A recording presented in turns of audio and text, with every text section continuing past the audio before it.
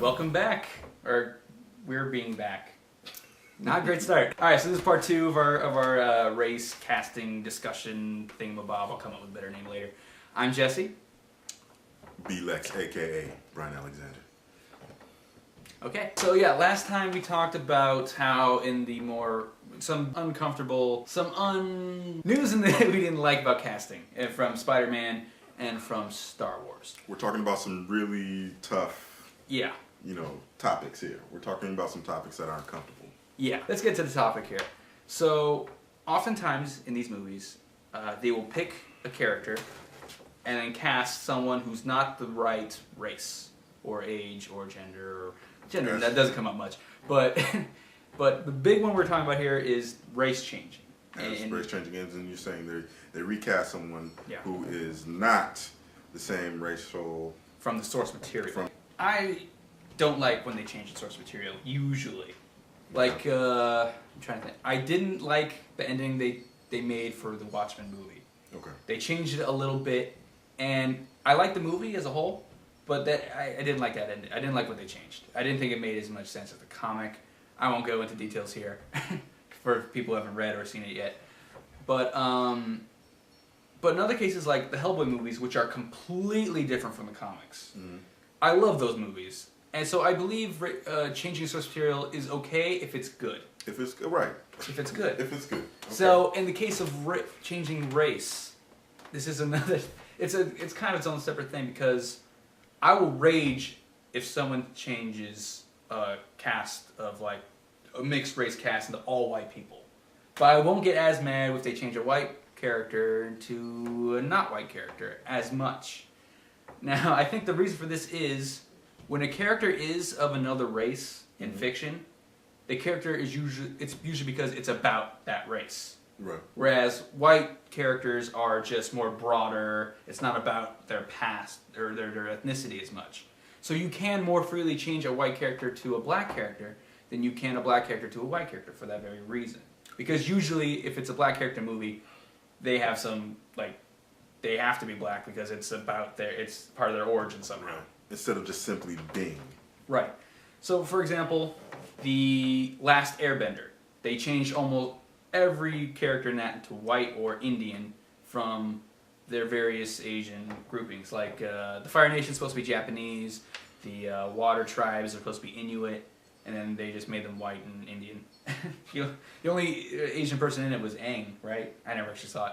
But I know I didn't see it because they made those changes. And then in the cases of, say, in Thor, they changed Heimdall to a black guy. I actually was also not on board in the first two for the same reason the Avatar thing, which was they're supposed to be Asian, and the Norse gods are supposed to be Norse. But within the context of the movie, they explain that they're not actually Norse, they're aliens, and that the Norse kind of whitewashed history. It's like, okay, fine. But I do believe it's okay to change race when it's done well. Not too long ago, Donald Glover tweeted out that he would like to play Spider-Man at some point. And people got mad at him or saying, you can't make Spider-Man black. And my response was, why? I mean, it's not the same as Heimdall, who is of Norse mythology, a predominantly white, or not predominant, entirely white culture. But Spider-Man's just a kid from New York. As far as I know, there are a lot of black kids in New York. I mean, what you're speaking to, again, is just an issue that needs to be identified, and we see all the time in so many different, realms of popular culture. The protagonist is always white, 90% of the time. Anything from, Terminator right on down to Scooby-Doo, it's mostly going to be about white kids, white person, white man. And it's just the exposure. We never really get to see it from a different point of view. And my problem is that's, you're cutting out a whole possible, experience, just alienating or specifically concentrating on one type of hero or protagonist. The reason for a lot of this is, one, a lot of these characters were created back when racism was a lot more racist. And look who's writing. Right. Look who's writing. Look Exactly. who's creating. Look, I mean, look at the audience that they're trying to clearly, create it for. they're going to write from their own history, their own knowledge, and they know the white experience, so they make characters that they can relate to, which is it's fine, you know. But because oftentimes when they try to write for characters who aren't white, it doesn't, especially in the 40s. You know, some of those old Spirit comics. Like we said in the last video, times are changing. And so it makes sense to update some characters to be different races. Why don't we go down a list of characters let's first go with characters we think could be another race, either black or white. And is there anything that says these characters can't be another race? So first let's go with Spider-Man. There's nothing in Spider-Man's history that means he has to be white. No. What about Falcon? Could Falcon... I mean, I'm glad they didn't. But theoretically, could Falcon have been white? I mean, is there anything in his past, really? Theoretically, I mean, Sam Wilson could have been... in our history, definitely, because he's like the first African-American hero. But in the world of the comics, is there anything in his past? There's nothing anchoring him to a specific African-American culture or African heritage. If they cast him as a white guy, it would just be like, huh. Yeah. But it wouldn't be, you know. Now, Panther, the Black Panther. So no way in hell can Black Panther be anything but black. The uniqueness of Panther. One of the things that I actually love about Panther is the fact that you know, Jack Kirby, you know, just white guy, literally, you know, Stan Lee maneuvered and created this character, this very strong character who was just weird. You know what I mean? He was just weird. Originally appearing in Fantastic Four, you know, challenging Fantastic Four, takes them out one by one, but then in his own series, you know, the King Solomon's Frog, just these out there crazy stories about, you know, an African king, and, you know, I mean, still very much in, you know, a time that was, you know, turbulent. Sure. But you have this very unique character, and that's what I love about Panther the most, is that it didn't come from, you know, a angry reaction. Hudlin said this, the fact that Black Panther, the comic character, happened on the East Coast and Black Panther Party happened on the West Coast at the same time. Yeah. It's just you know, it's crazy. It's interesting. It's crazy. Well, how about Captain America? I'm on the camp saying Captain America, the Steve Rogers Captain America, has to be white. Has to be blonde, blue eyes, white. Because they were racist in the 40s.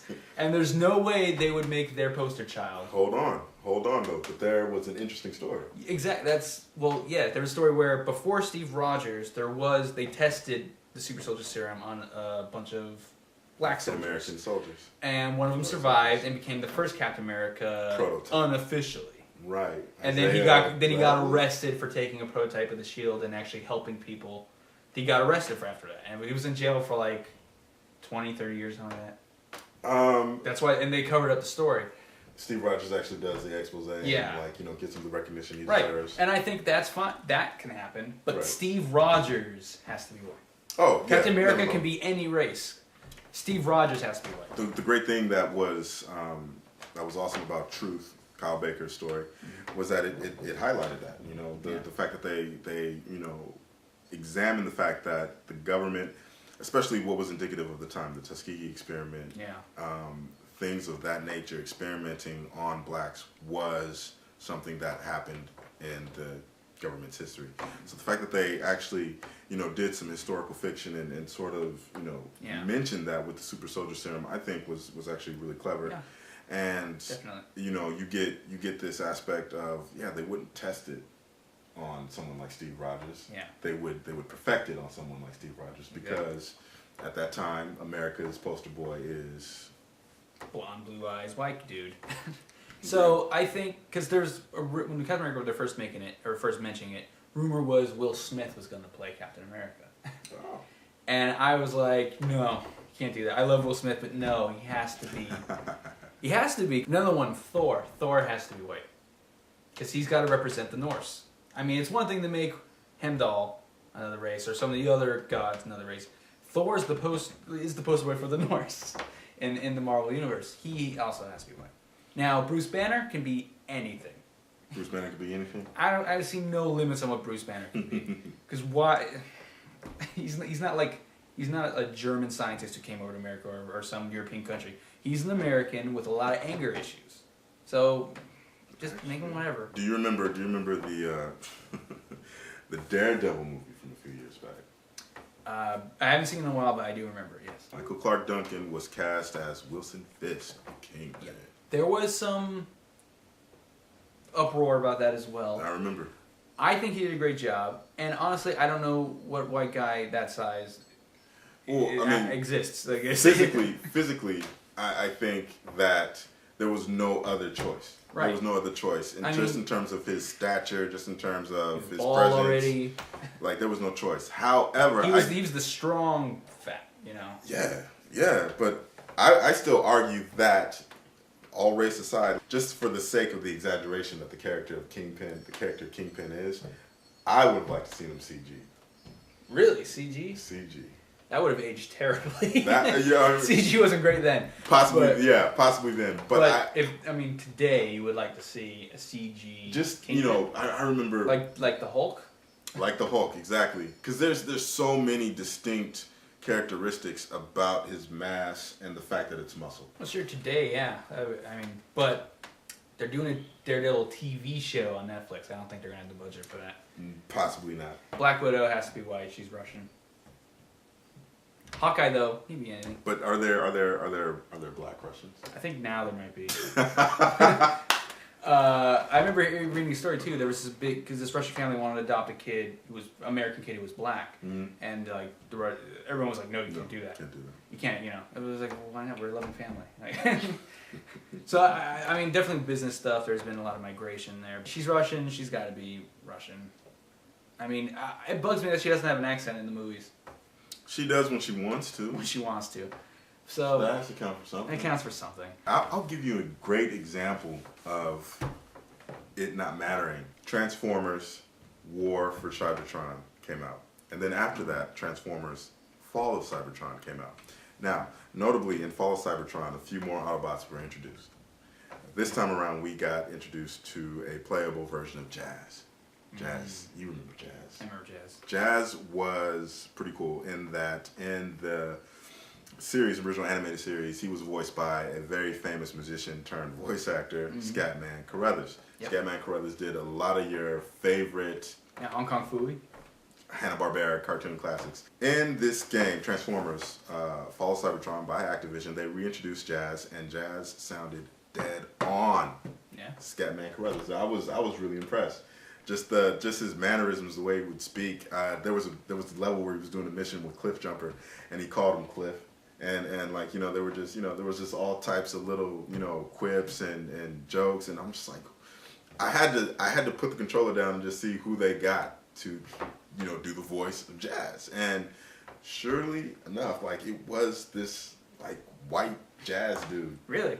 And I was blown away. It was just because you can hear the texture in his voice. I never would have guessed it was a white guy. Mm-hmm. But as long as the character was intact. Sounds like the original character. I was fine with it. Fine with it. So, and I think that's what we are learning. That's what we're getting to at this point. We're getting to the point where if it's someone you look up to as a kid, that's all that should matter. What should matter also later when you get to that point, like we said, kind of midway through your geekhood, it shouldn't be a question of why don't. It should just simply be. It should just simply be. You should just be able to look and see. Oh, okay. And see characters that you can relate to. Characters. Like I said, Spider-Man's my favorite hero. And there's nothing with his race. It's because of who he is. He's a very relatable character to young people. He's quippy. He's smart. He's an outcast. A lot of people can relate to that. And there are tons of heroes that meet that. But like I said, my favorite alternate version of Spider-Man is the one that's half Mexican. So I also love Victor Mancha from Runaways. Another Mexican character. I also see a lot of myself in him, So a character doesn't have to be the same race as you for you to like them, for you to relate to them. But it does help to visually see yourself manifested in these characters. So, I mean, one thing to take away from this is just... If you ever felt that way, if you ever told yourself that, or asked yourself why there isn't, you were asking the question why there isn't more heroes or beings like myself, don't feel bad. Yeah. Don't feel bad. Now, to any white fans out there or of these things who might feel a little threatened that they're changing your favorite things, not the way they're changing, but the fact that it is being changed. I understand. You know, I hate things being changed too. The stuff that I grew up with, stuff I liked. I don't like it when they make it a certain way, but only because I'm afraid it'll ruin it. I'm afraid it will overwrite the thing I like, and sometimes it does. I mean, Black Nick Fury pretty much took over regular Nick Fury. I mean, there's a Samuel Jackson Nick Fury in the mainstream Marvel comics now. So I mean, possible can happen, but there are just certain characters like Spider-Man who will always be white. I mean, there might be a different race version somewhere, but Peter Parker will always be white. Let's just be honest and mature about this. DC Direct, you have not made a Batwing figure, and I want to know why. Batwing is the only New 52 character, the only black member of the Bat family. Every New 52 figure that has come out has seen some repaints, some some re-releases, and I have still yet to make a connection with an actual fully articulated Batwing action figure. I just want to know why. Action figure, not the figurines. I want an actual full articulation figurine or a statue. You will get my letter. So yeah, I guess just to wrap up there, I'm cool with race changing if it's done well, if it's not important to the character's origins at all.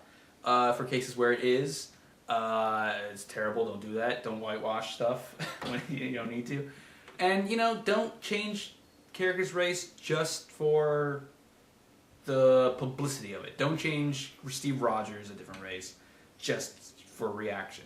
It goes both ways. Don't change a character's race if it's important to, if it doesn't make sense, or if it's important to who they are. But otherwise, go nuts. I don't, have a Black Spider-Man. What about Iron Fist? Can he be Asian? That would be cool. What if? I would like to see it. If he was actually Asian instead of just a white dude, encompassed in Asian culture. There is one more thing I just need to add. Okay, first of all, there is a issue of Amazing Spider-Man that needs to be read by everybody who watches this. Okay? I'm going to have Jesse edit it in because I don't remember the exact issue number. Great. But there is an issue of Amazing Spider-Man that everybody needs to read after watching this. It's a companion.